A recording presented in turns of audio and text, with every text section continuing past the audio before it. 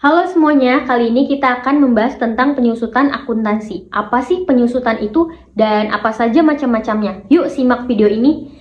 Dalam akuntansi, penyusutan adalah proses pengalokasian biaya perolehan aset tetap selama masa manfaatnya.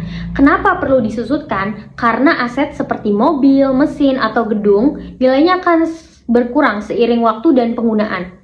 Tujuan penyusutan adalah untuk mencocokkan biaya aset dengan pendapatan yang dihasilkan. Jadi kita bisa mengukur laba bersih perusahaan dengan lebih akurat.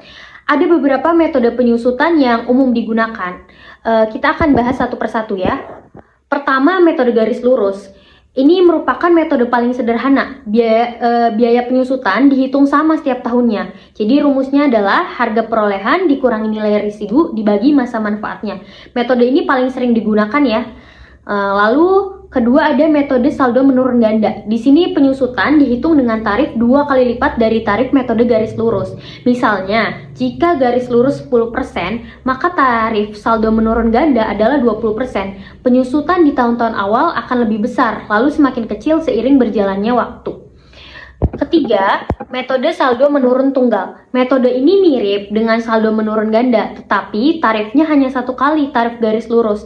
Jadi, jika tarif garis lurus 10%, maka tarif saldo menurun tunggal juga 10%. Penyusutan dihitung berdasarkan nilai buku aset di awal tahun, sehingga nilai penyusutan akan semakin kecil setiap tahunnya.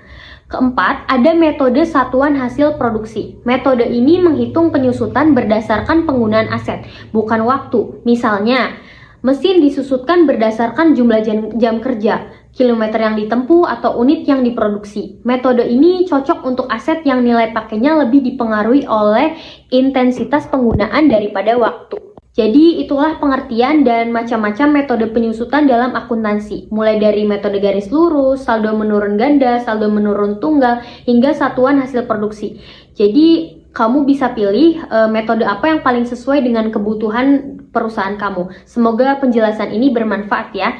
Jangan lupa like, share, dan follow untuk konten akuntansi lainnya. Sampai jumpa di video berikutnya.